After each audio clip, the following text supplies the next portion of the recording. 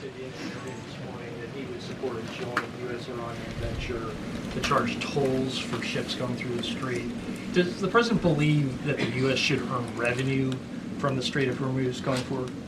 It's an idea the president has floated, as you know, and it's something that will continue to be discussed over the course of the next 2 weeks. But the immediate priority of the president is the reopening of the strait without any limitations, whether in the form of tolls or otherwise. On the highly enriched uranium, has Iran given the administration any indication that it would simply turn over the enriched uranium, or is this an expectation that the president has that he would have to send in ground troops in order to do that? This is on the top of the priority list for the president and his negotiating team as they head into this next round of discussions.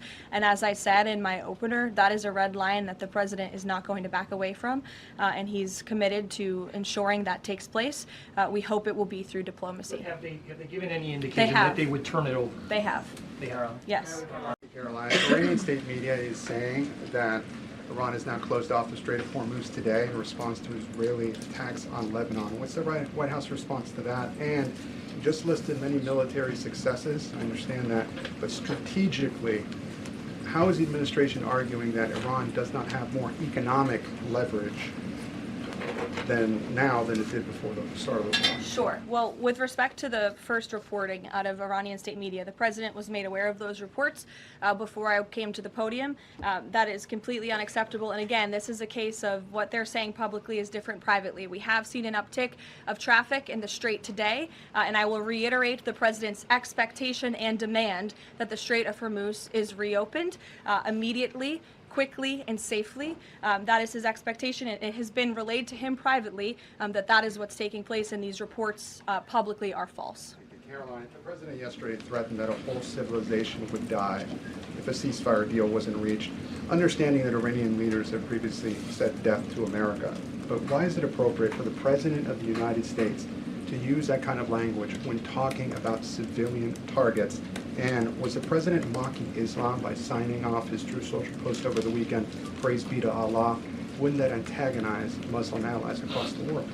Well, I understand the questions about the president's rhetoric, but what the president cares most about is results.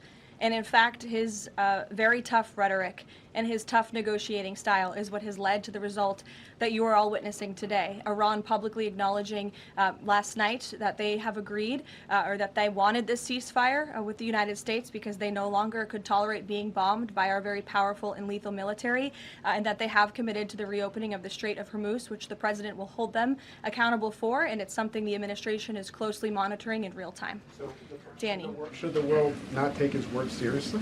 The world should take his word very seriously in understanding that the president is always most interested in results. And it was the Iranians who backed down, not President Trump. He said that they would face very grave consequences, as you just laid out, by the 8 p.m. deadline if they did not agree to reopening the Strait of Hormuz. And what did they do last night?